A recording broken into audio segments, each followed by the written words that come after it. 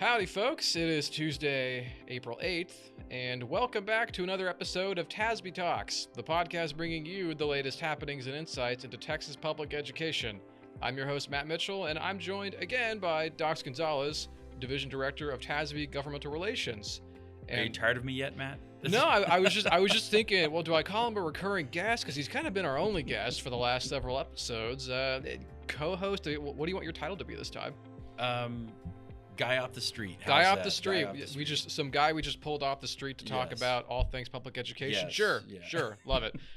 But anyway, we're back again with Dox. Thanks for being here. Thanks so much. And I'll stop saying that it's been a busy week because that applies to every single week from the last month through end of May at least. But obviously, last week it was actually a really big week for many reasons, but one reason in particular is because there were two important bills that we've been following, and we have some updates on those, don't we?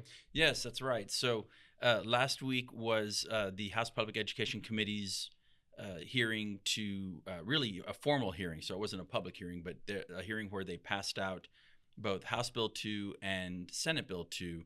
And for those who've been following along, House Bill 2 is the chairman, Chairman Brad Buckley, his school finance bill for this session, and Senate Bill 2 is the education savings account voucher bill that came over from the House a few weeks ago and was replaced with the chairman's version of the SA bill, House Bill 3. So we'll delve into that in a little bit, but two very significant bills that people have been paying a lot of attention to.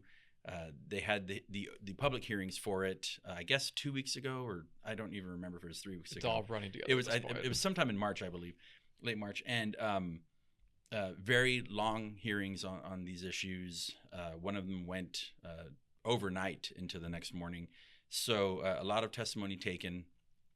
They did talk about these bills quite a lot up at the dais, so a lot of legislators had questions. The members of the committee had questions about how this bill would how these bills would move forward. So let's get to House Bill 2 first. That's the school finance bill. And a few very notable changes compared to the filed version that was previously discussed in committees. In the previous version, the basic allotment was going to increase by $220 per student. In the version that they considered just last week, that amount is now $395. So more funding for kids through the basic allotment. That's more discretionary funding, which we've always said is the fairest and most efficient way to distribute funds to public schools. Some other things and something I think really notable that a lot of our members have been asking for is that this bill will create an inflation adjustment for the basic allotment. Every biennium will help that number move with inflation. So that is a very nice thing that they thought to include, because that's something that our members have been saying is really hurting them right now, is that they haven't seen any increase since 2019, and they're trying to provide the same services that they did back in 2019 with the same money, even though inflation has eaten about 20% of their buying power. So that's very important. I think people are aware of, back in 2019 when we had House Bill 3, that there was a provision in the bill that required any increase to the basic allotment to have districts set aside 30% of that increase for staff salaries. And this bill now increases that to 40%. And one other change is that it also, within that 40%, there's a split between teachers, counselors, librarians, and nurses, and then other staff, and that's a 75-25 split, 75 for those classes of the four employees. And under this substitute, it removes counselors, nurses, and librarians from that 75% number. So they still can be included in the 25% number, but that 75% would now be reserved exclusively for teachers. So that is something to note in that bill as well. So if you remember, this bill was going to be heard on Tuesday instead of Thursday, and so there was a little bit of a hiccup there, really until late Monday night. They were still trying to get it heard on Tuesday and ended up just postponing it until Thursday.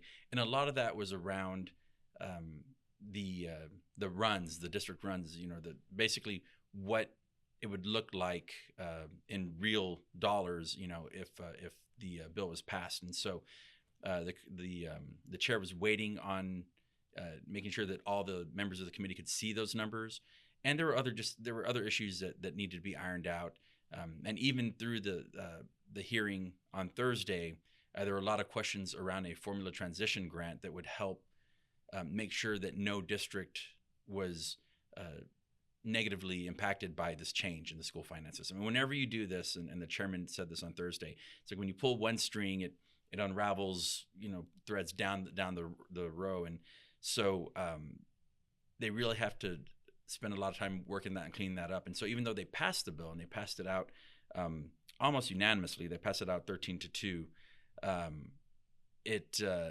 There's still a lot of work that they need to do on stuff like that, and they acknowledge that, but they want to get that bill moving and moving forward. And so I expect there'll be a lot of discussion about that between now and when it's heard on the House floor, which could be next week, could be later, but they're eager to get that one working. Yeah, it seems like they really want to take the time to make sure they're getting this right if they're willing to. I mean, you mentioned other things that came into play, but they're willing to kind of move this at the last second from Tuesday to Thursday. It seems they're really considering all angles necessary. So we like to see that. Last week, another bill that the House Pub Ed Committee was discussing was ESA vouchers. And as opposed to HB3, that was substituted for SB2, Creighton's version. So first of all, why did they substitute that, and what did that look like? So this is something that does happen at the legislature, and what they'll do is if a legislator is sponsoring a bill coming over from the other chamber and they prefer their bill instead, they will take the originating chamber's bill and substitute their language into that bill. And it's a way to speed up the process in a way, because you've already gotten it through one chamber, and so then you just have to discuss it in that second chamber, and then it moves forward. And then it will have to go to conference committee because there will be drastic changes between the two versions, unless the other chamber concurs in the changes. So Senate Bill 2 came over to the House. Instead of moving forward with House Bill 3, which was Chairman Buckley's bill, he said, we've heard testimony on that bill, and all I'm doing is just moving that bill onto Senate Bill 2. So we don't need to have a public hearing on that because it's going to be the same testimony we heard on that first bill. So that has been done. There is precedent for that. Of course, there are always those that would rather discuss the bill again and have opportunities to provide comments. So, but that is, the legislative process. And one of the reasons why we say that it is a very complicated process, and one that is not for the faint of heart, for sure. They never said it was going to be easy. Yeah, no. But in moving House Bill 3 onto Senate Bill 2, there were still some changes from the original version of House Bill 3. So some of those changes show that he's really been listening to a lot of the dialogue that's been happening around vouchers since that previous hearing. But one is that for this coming biennium, the program would be capped at $1 billion, because I think there were some questions about how much could be appropriated and how much would be used, and who could ask for more funding. So there's a provision to cap it at $1 billion, but just for this session, and not next biennium. This coming biennium, not the following biennium, I guess is a way to say that. And another thing is there was a lot of talk during debate and since about whether the program truly prioritized kids who were really needing special services, like kids requiring special education services, or kids below the poverty line. Really 500% of the poverty line is where they've put that number here for this bill. And so it caps, for at least for the 26-27 school year, the ESAs for kids who do not require special education services or who are above 500% of the poverty line to 20% of the total program. So only 20% of those kids, or 20% of the ESA funds would be able to be used for kids who don't have special education services or do require special education services or are above that 500%. And I should say 500% of the poverty line for a family of four is $160,000. So it's a pretty high bar there. Um, but the bill does a few other things. It I should say the changes. It requires that kids under third grade don't need to take some kind of norm reference test like other kids would, and that was a provision that was there intended to make sure that there's some kind of accountability for those kids using those vouchers. It does also prohibit the use of ESAs for any child who is not a U.S. citizen or who's not otherwise lawfully admitted to the U.S. And one thing that would be beneficial to public schools is that it does it excludes students who've moved over from a private school setting using ESA, and then they cancel the ESA and go back to a public school. It excludes them from accountability, so that they're not dinged for that kid who they really didn't get a chance to educate for most of that year. So yeah, a lot of changes to that bill, and they did vote it out on a vote of 9-6. So it's now both bills head towards the House floor for full debate.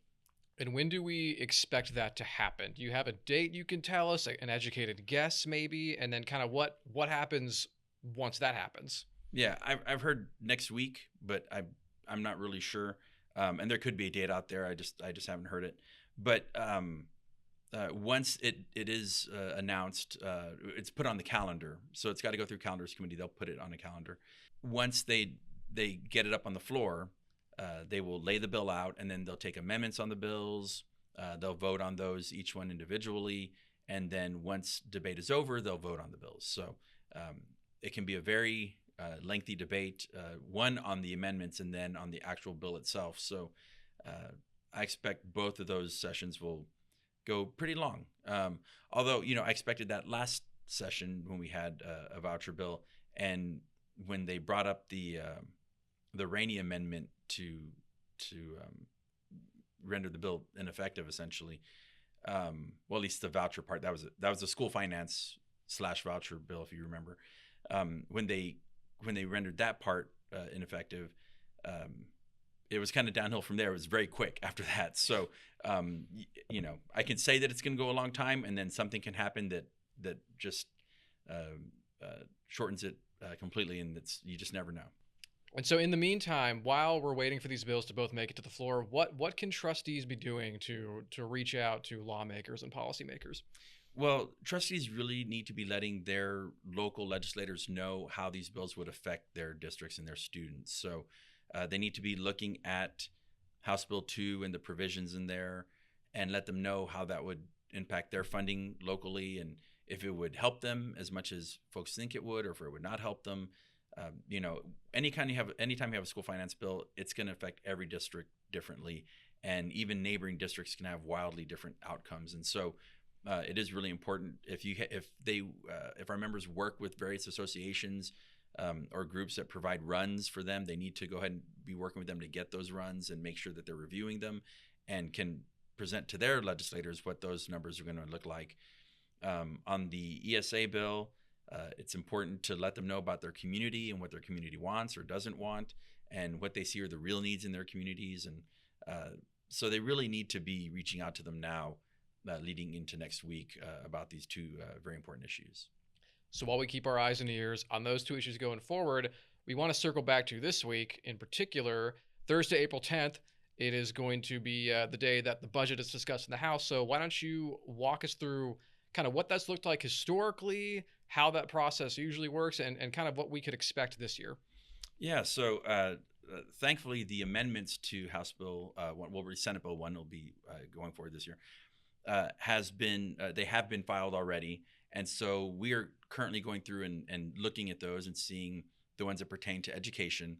So that is nice that we get to see them ahead of time. But when we get to Budget Day on the 10th, they will lay the bill out, and